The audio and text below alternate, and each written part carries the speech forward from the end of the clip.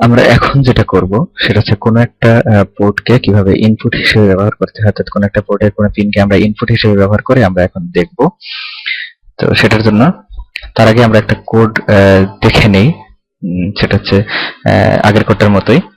এখানে আমরা একটু জেনারেলাইজ করার চেষ্টা করছি। সেটা হচ্ছে যে প্রথমে একটা লুপ কাউন্টার, একটা ইন্টিজার টাইপের লুপ কাউন্টার ডিক্লেয়ার করে নিলাম। তারপর DDR A কে 0xFF দিয়ে নিলাম। তার মানে পুরো পোর্টটা এখন আমাদের আউটপুট।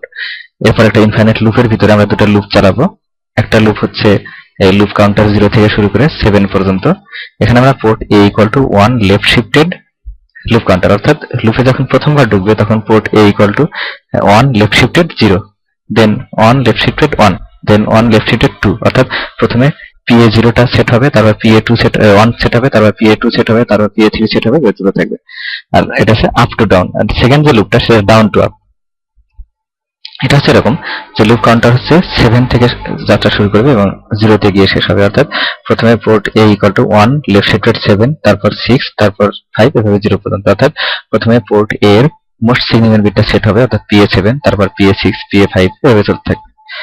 তো এটা আমরা যদি সিমুলেশনটা দেখি তাহলে বুঝতে সুবিধা হবে যে প্রথমে উপর থেকে বিটটা নিচের দিকে শিফট হচ্ছে, তারপর এরকম। তো এখন আমরা আসি যে কোন একটা পোর্টকে আমরা ইনপুট হিসেবে কিভাবে ব্যবহার করতে পারি। একটা জিনিস দেখি যে আমাদের এখানে পুরো পোর্ট এটা আমরা এখানে আউটপুট হিসেবে ব্যবহার করছি। সো এই পোর্টের কোনো পিন ফাঁকা নেই যেটাকে আমরা ইনপুট হিসেবে ব্যবহার করতে পারি।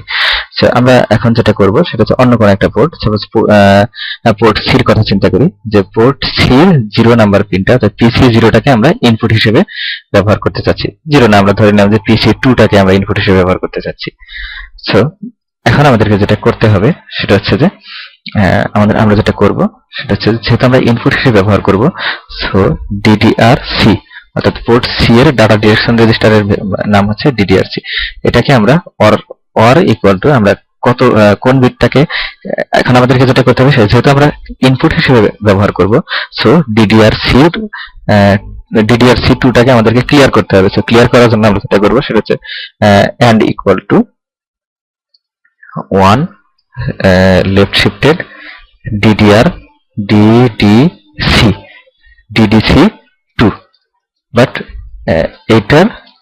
এটার হচ্ছে বিটওয়াইজ নটটার সাথে আমাদেরকে অ্যাড করে দিতে হবে। তাহলে এটা যদি আমরা করি তাহলে DDC2 নাম্বার বিটটা ক্লিয়ার হয়ে গেল, অর্থাৎ PC2 যে পিনটা এই পিনটা আমার ইনপুট হিসেবে কনফিগার হয়ে গেল। এখন আরেকটা জিনিস আমরা শিখে নিই, সেটা হচ্ছে যে কোনো একটা ভেরিয়েবলের নির্দিষ্ট কোনো বিট সেট আছে না ক্লিয়ার আছে, এটা আমরা কিভাবে ডিফাইন করব। এটা হচ্ছে আমরা উদাহরণস্বরূপ ধরে নেই যে আনসাইন্ড ক্যারেক্টার ভেরিয়েবল আছে স্যাম্পল, যার ভ্যালু হচ্ছে 4, যার বাইনারি প্যাটার্ন হচ্ছে এরকম। এটা হচ্ছে আমার 4 এর বাইনারি প্যাটার্ন, অর্থাৎ স্যাম্পল ভেরিয়েবলের ভ্যালু এখন 0000100। এখন আমি চাচ্ছি যে স্যাম্পল ভেরিয়েবলের থার্ড বিটটা সেট করা আছে না ক্লিয়ার করা আছে, এটা আমি বের করতে যাচ্ছি। তো এটার জন্য আমরা যেটা করব সেটা হচ্ছে যে একটা জিনিস দেখি যে এই ভ্যালুটাকে যদি আমি 0000 যে মানে যত নাম্বার বিটটা আমরা চেক করতে চাচ্ছি শুধু সেই পজিশনে 1, বাদ বাকি সবগুলো বিট 0, এরকম একটা ভ্যালুর সাথে যদি আমি অ্যান্ড করে দেই তাহলে আমার রেজাল্ট যেটা হবে যে আমি যেটা চেক করতে চাচ্ছি সেই বিটটা বাদ বাকি সকল বিট কিন্তু 0 হয়ে যাবে। আর সেই বিটটার আউটপুটটা ডিপেন্ড করবে আমার ভেরিয়েবলের ওই বিটটা সেট করা আছে না ক্লিয়ার করা আছে। যদি এই বিটটা যদি সেট করা থাকে তাহলে আমার এখানে আউটপুট আসবে 1, আর এই বিটটা যদি আমার ক্লিয়ার করা থাকে তাহলে আমার এখানে ভ্যালু আসবে 0। অর্থাৎ আমার আউটপুটটা হতে পারে নন জিরো অর 0। আউটপুটটা আমার আসবে হয় নন জিরো অথবা 0। যদি আমার ওই বিটটা আগে থেকে ক্লিয়ার করা থাকে অর্থাৎ 0 করা থাকে তাহলে আমার আউটপুট আসবে 0, আর যদি আগে থেকে যদি অন করা থাকতো তাহলে আমার এখানে ভ্যালুটা আসতো নন জিরো। একটা জিনিস দেখি, আমরা এপিসোড 1 এ এটা আলোচনা করা হয়েছে যে কন্ডিশনাল এক্সপ্রেশনের আউটপুট সবসময় বুলিয়ান, অর্থাৎ ট্রু অর ফলস। ট্রু মানে হচ্ছে নন জিরো আর ফলস মানে হচ্ছে জিরো। অর্থাৎ আমি যদি আউটপুট অর্থাৎ যে ভেরিয়েবলের কোন একটা বিটটাকে আমি চেক করতে যাচ্ছি, সেই ভেরিয়েবলটাকে এরকম একটা ভ্যালুর সাথে অ্যান্ড করার ফলে যে আউটপুটটা আসবে সেটা যদি আমি চেক করি যে এটা ট্রু অর ফলস, অর্থাৎ জিরো অর নন জিরো, এটা যদি আমি চেক করি তাহলে কিন্তু আমি বুঝতে পারবো যে বিটটা আগে থেকে সেট করা ছিল না ক্লিয়ার করা ছিল।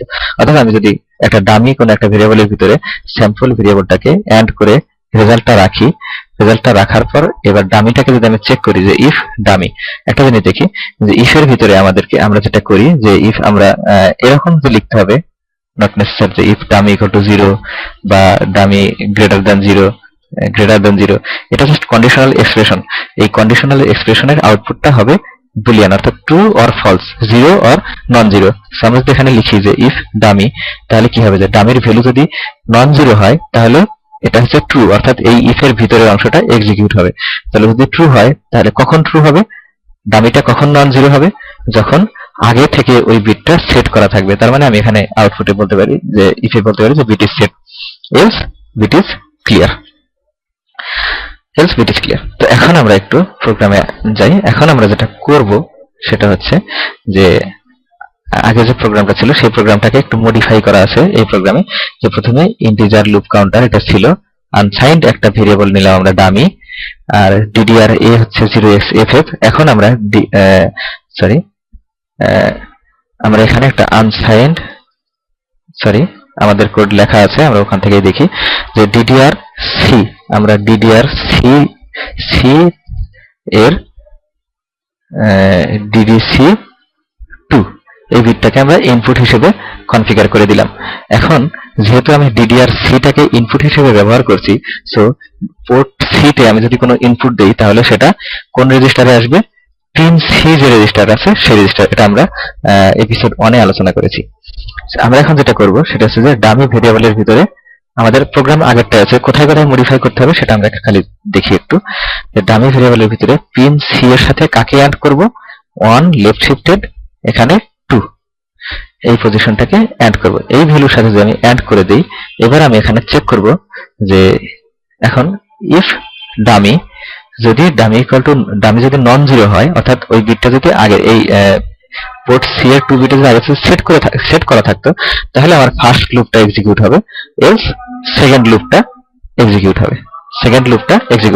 আমি আবারও বলছি যে প্রথমে লুপ কাউন্টার এগুলো তো আগে থেকে ছিল, আমি জাস্ট একটা ডামি ভেরিয়েবল নিলাম। তারপর যেটা করব যে ডিডিআর, এটা আগে থেকে ছিল ডিডিআর সি, যেহেতু আমি পোর্ট সি কে ইনপুট হিসেবে ব্যবহার করতে চাচ্ছি সেহেতু আমাদেরকে যেটা করতে হবে সেটা হচ্ছে যে ডিডিআর সির ডিডিসি যে বিটটা আছে সেই বিটটাকে ক্লিয়ার করতে হবে। এটা এপিসোড 1 এ আলোচনা করা আছে কেন এইভাবে করা হলো। তারপর যেটা আমরা করব সেটা হচ্ছে যে এই লুপের ভিতরে এসে বারবার আমি চেক করব ডামির ভিতরে পিন সি এর ভ্যালুকে 1 লেফট শিফটেড 2 দিয়ে এন্ড করে ডামির ভিতরে রাখবো।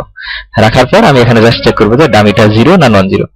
ইফ এর ভিতরে ডামি লিখে দিলাম, তার মানে ডামি যদি নন জিরো হয় তাহলে ফার্স্ট লুপটা এক্সিকিউট হবে, এলস সেকেন্ড লুপটা এক্সিকিউট হবে। আমরা একটু সিমুলেশনটা দেখে নেই, প্রোগ্রামটা আমরা কম্পাইল করে নেই।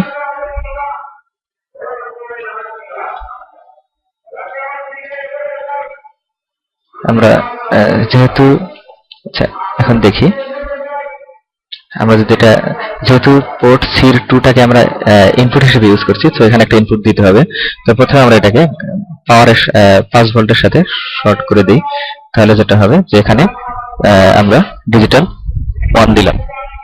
সো এবার যদি আমরা এটাকে কম্পাইল করি, সিমুলেট করি, তাহলে দেখা যাচ্ছে জাস্ট শুধু উপর থেকে নিচের দিকে শিফট হচ্ছে। অর্থাৎ আমার ফার্স্ট যে লুপটা ছিল সেই ফার্স্ট যে লুপটা ছিল এই লুপটা এক্সিকিউট হচ্ছে, অর্থাৎ ডামিটা হচ্ছে নন জিরো, তার মানে ওই বিটটা আগে থেকে সেট করা আছে। এখন আমি যদি এটাকে যদি আমি এখন গ্রাউন্ড করে রাখি, যদি আমি এটাকে আগে থেকে গ্রাউন্ড করে রাখি অর্থাৎ 0 দিয়ে রাখি, তাহলে যেটা হবে সেটা হচ্ছে নিচ থেকে উপরের দিকে শিফট হবে, জাস্ট নিচ থেকে উপরের দিকে শিফট হবে। অর্থাৎ এখন যেটা হচ্ছে আমার সেকেন্ড যে লুপটা ছিল সেটা এক্সিকিউট হচ্ছে।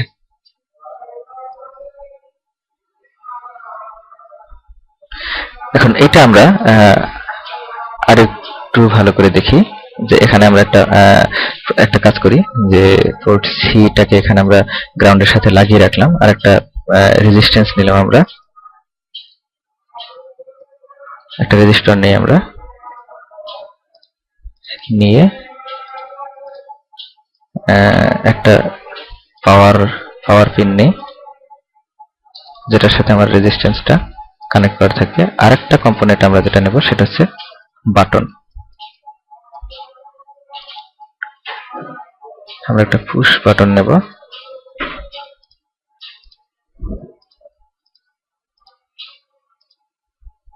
এখন দেখি যে সরি, আমাদের রেজিস্ট্যান্সটা মিস্টেক হয়ে গেছে।